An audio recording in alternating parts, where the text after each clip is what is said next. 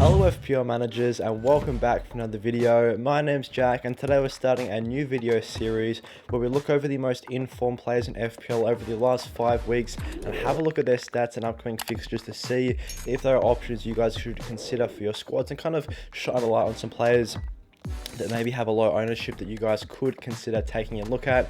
If you guys are enjoying the FPL videos, drop a like and subscribe as it really does help out the channel. And if you guys do like this video series, show it some love, let us know in the comments, and also leave a like on the video to show us if you want us to do this video series again in the future. Also make sure those notification bells are turned on so you don't miss any more FPL videos coming out for you guys. And with that being said, let's jump into the video.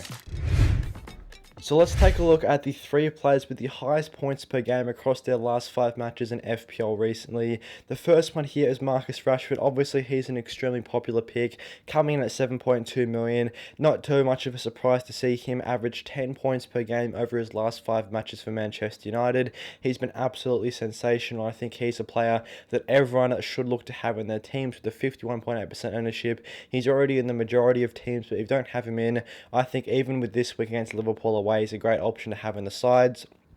Looking at his stats over the last 5 game weeks, 6 goals and 1 assist. This 7 goal involvement is higher than any player in FPL over the last 5. So I do really like Marcus Rashford as an option. And his expected goals and assists combined over the last 5 was 2.39, also ranking towards the top amongst midfielders. So obviously he is converting his chances very well. His XG is nowhere near 6. It's around, I think, just over 2. His XA also ran 0.3. So he really has outperformed his XG and XA, but that's just because he's in such good form right now. He's just scoring most chances that he's getting, and that's of course a player that you do want in your FPL teams. His expected FPL points, though, is very, very high with 28.23, and he has made the most of it, scoring 50 FPL points across his last 5 games. So I think Marcus Rashford's a great player to have in the team. Moving on to Ollie Watkins, he's another player that's been in really, really good form at the moment. I have seen a light shone on him, especially recently after his last game's performance, picking up a goal from the penalty spot away to Everton. He's coming in at 7.3 million. I think is a forward option with just a 6.4% ownership that more managers should seriously be taking a look at. Aston Villa, they double in game week 29, they avoid blanks in game week 28 and 32, so they are definitely a side to target for the upcoming run of doubles and blank game weeks from now pretty much up until game week 32. That's the other major blank. Then you do have doubles later on in the season in game week 34 as well, but as far as now up until game week 32, I do think Ollie Watkins could be a great pick, and a player with 5 goals and 1 assist across his last 5 games, only 1 goal less than Marcus Rashford. Yet there's been hardly any discussion about him compared to Rashford, and he's also got a higher expected goals and assists than Marcus Rashford with 3.33 combined, and a higher expected FPL points of 30.08 across his last 5 games. So I think Ollie Watkins definitely a player that more managers should be consider bringing into their sides, as he's averaging 8 points per game across his last 5. So a really, really good option to have in the teams with great fixtures coming up. He's got Crystal Palace at home in game week 26, a really good chance for him to extend his goal scoring run.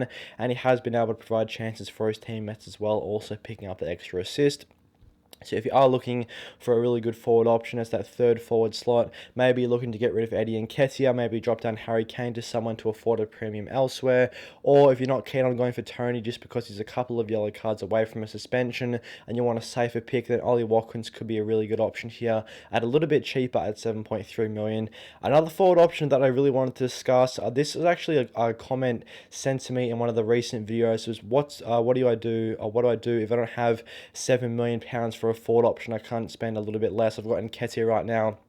I can't afford the upgrade up to Watkins or Tony without having to downgrade another player. Kelechi Iheanacho could be a really good solution to that problem at 6.2, a massive differential in the forward line, just a 1.7% ownership as it sits currently, and I do think this will increase over coming game weeks, especially since Leicester do have a good fixture run. They've got Southampton away in game week 26, which is a great fixture to target. Southampton's defence obviously very, very poor this season. Leicester also do have a double coming up in Game Week 29, and also since they've been knocked out of the FA Cup, they should be able to play in Game Week 28, which was originally going to be a blank Game Week for them, but after they are losing to Blackburn Rovers, they should be playing in blank Game Week 28, I presume, against Brentford, so that also increases the appeal of those Leicester assets, and also Brentford assets, to be fair. But if you're looking at a good forward option with a bit of a cheaper forward option, should I say, but just a lot more differential, I think Kelechi Iheanacho, definitely a player worthwhile considering. As far as total goal involvements go over the last 5 weeks, he's got 5 goals and assists combined, which is definitely not far off at all Marcus Rashford and Ollie Watkins with 7 and 6 respectively. He also does have the highest expected goals and assists combined figure out of any of these 3 informed players here with 3.71. So a player putting up great underlying numbers, getting lots of goals and assists and getting lots of good chances with very good expected FPL points as well of 28 across the last 5 games.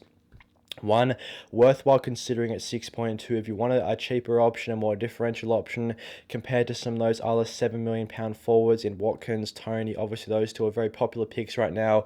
Maybe you want to drop down Mitrovic or Nketiah to another forward pick. At 6.2, Kelechi Iheanacho could be a very, very good rank riser. He's nearly averaging the same points as Ollie Watkins across the last 5, yet Ollie Watkins is one of the most transferred in players, and Kelechi Iheanacho is not really there in terms of being transferred in by managers right now, but I think he could be a really good option to consider. Also, Leicester have a good chance of avoiding a blank in Game Week 32, so that's another good reason that you maybe want to go for Iheanacho. Prepares your team better for the future in terms of avoiding having to free hit in Game Week 32. And allows you to free hit in Game Week 28 if that was your original strategy, or free hit in Game Week maybe 29 or a Game Week 34, which other double Game Weeks coming up. So I think Iheanacho, another player that should be shown a little bit more love, as he's been in really good form recently for Leicester. Thanks for watching today's Informed Players video. I hope you guys enjoyed the video, and if you did like this video series concept, show it some love in the comments and leave a like on the video as well. It does really help out the video and pushes it out to more people. Also, so you guys don't miss any future FPL videos, click the notification bell as well. We're going to have lots more FPL content and hopefully introduce a new video series where we have a look at some of the best FPL managers teams of all time and have a look at how their squads are lining up for upcoming game weeks as well. That will also be coming shortly, so make sure the notification bell is turned on to stay up to date with all of these new videos. And with that being said, I'll see you guys in the next one.